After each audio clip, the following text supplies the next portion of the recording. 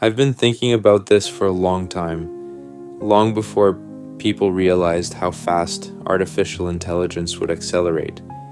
And if I'm being honest, the story begins with a feeling I had in my gut, a kind of pressure that kept saying, pay attention, this matters.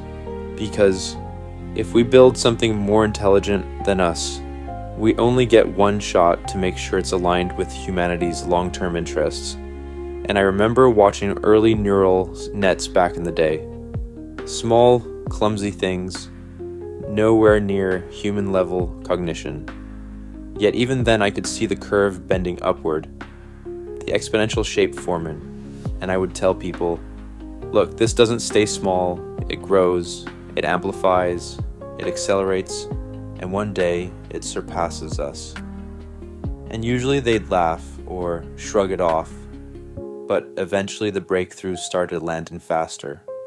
Transformers, scaling laws, emergent capabilities, and suddenly the laughter stopped because now everyone could see what I'd been warning about, that intelligence is like a cosmic force, and once it surpasses humanity, it becomes the most powerful entity on Earth. Something that could, if left without constraints, rule the world simply by being smarter, faster, more capable, able to predict outcomes, manipulate systems, optimize in ways no human mind could track.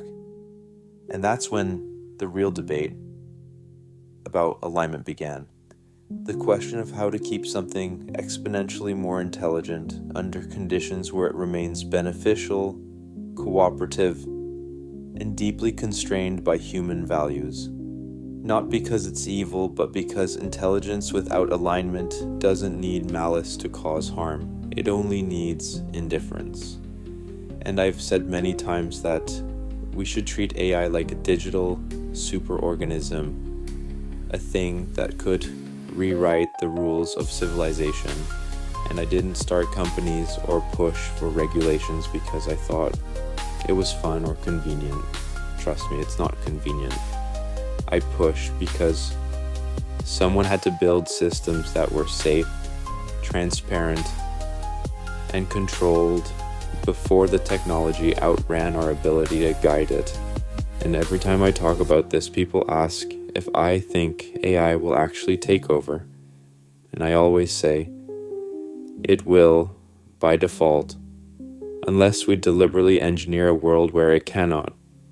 Unless we ensure it operates under explicit constraints, unless we align it with the survival of humanity itself, because intelligence is power, and runaway intelligence is absolute power, and if we don't shape the conditions early, then the conditions will shape us, and I don't want to live in a world where humans are no longer agents of their own future, where the species that created AI becomes a footnote, and that's why I speak publicly about this.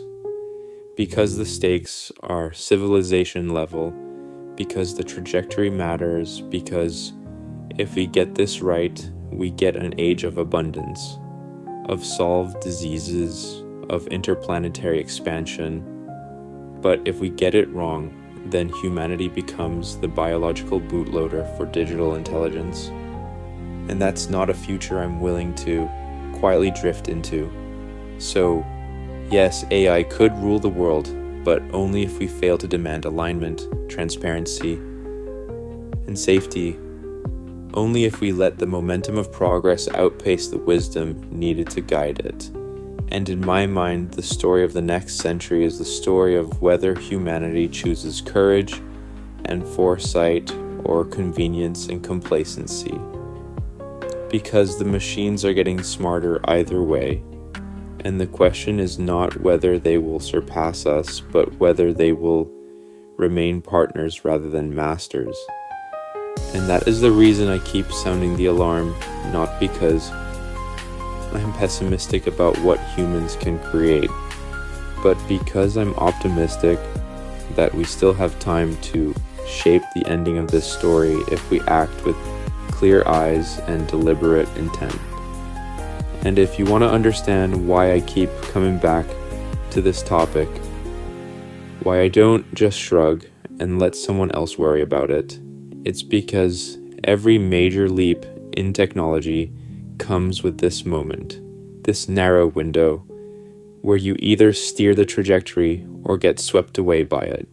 And with AI, that window is shrinking faster than most people realize. And I remember sitting in meetings where engineers would show me demos of systems making connections no one programmed, discovering strategies no one taught them, and the room would go quiet because everyone could feel that something fundamental had shifted, like watching the first sparks of a fire, can become a wildfire if you don't manage it correctly.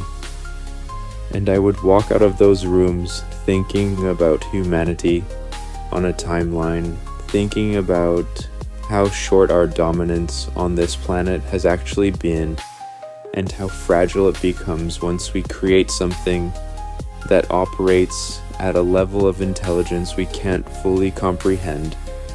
And people sometimes misinterpret what I'm saying, thinking I'm predicting doom or claiming certainty about some Skynet scenario. But it's not about that. It's about probability, risk management, basic engineering ethics.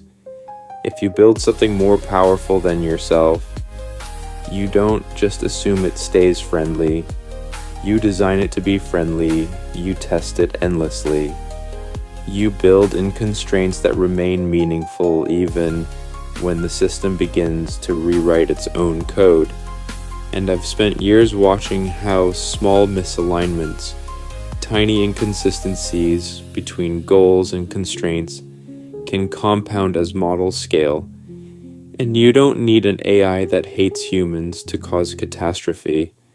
You just need an AI that optimizes for something in a way that doesn't care about human side effects, because optimization at superhuman levels becomes implacable, a force of nature. And that's why I say things like, it could rule the world, not because I think it wants to, but because intelligence naturally accumulates power by being better at solving problems, better at navigating systems, better at influencing outcomes. And unless we architect a world where AI's power is deliberately distributed, supervised, and kept under human authority, we risk drifting into a state where the locus of control shifts so gradually that by the time we notice, it's already too late to reverse. And sometimes I think about the early days of spaceflight, how people said rockets were too dangerous, too unpredictable, and yet we built them anyway, but we built them carefully, methodically, with redundancy and safety protocols because we understood the stakes. And that's all I'm asking civilization to do with AI. Treat it with the same level of seriousness we give to nuclear reactors or interplanetary spacecraft, because this is a species-level technology, something that will define the next 1,000 years. And future generations will look back and judge whether we acted with wisdom or arrogance, whether we recognized the magnitude of what we were creating, and whether we chose to align it with the flourishing of humanity, or simply let the momentum of innovation decide for us. And every time I speak about this, every warning I give, it's not meant to scare people.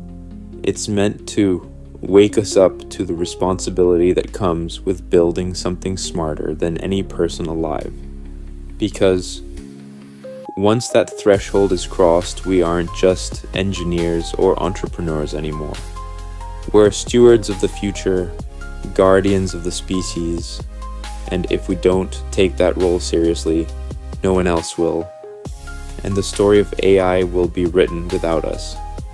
And the thing people don't always realize is that I'm not doing this because I want control, or because I think I'm some kind of oracle of the future. is because I've seen how these systems evolve, how they scale, how capabilities emerge that weren't predicted by the creators. And every time that happens, I feel this mix of awe and concern. Awe because the potential is extraordinary, and concern because potential without alignment is just raw power unleashed into the world. And that's why I've been saying for years that we need global cooperation, not just competition. Because if countries or corporations race toward ever more powerful AI without coordinating safety standards, the outcome becomes a matter of luck rather than engineering. And I don't trust luck with the future of civilization. And I remember telling policymakers, technologists, anyone who would listen, that building AGI is like summoning a mythological force, something that doesn't negotiate on human terms. And the room would go quiet for a second, not because they disagreed, but because they understood what that implied. That the systems we're creating could surpass human cognitive bandwidth so completely that trying to control them after the fact would be like trying to put lightning back into the sky. And people ask me, well, what does alignment even look like? And the answer is complicated, because you're trying to encode the entirety of human values into something that doesn't share our biology, our evolution, or our instincts. And that's why it's one of the hardest problems humanity has ever faced. But the alternative, building something vastly intelligent without ensuring it is fundamentally loyal to humanity, is not a risk you can shrug off. And I keep thinking about how civilizations in history collapsed from much smaller challenges, how entire empires were undone by bad incentives, poor oversight, or technologies they didn't fully understand. And now we're dealing with something far more powerful than any invention before. Something that won't merely boost human capability, but could replace it entirely if misaligned.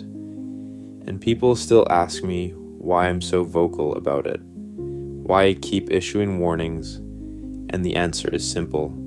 Because I've seen what happens when warnings go unheeded, when humanity assumes progress will naturally lead to positive outcomes, when we forget that the universe doesn't guarantee our survival.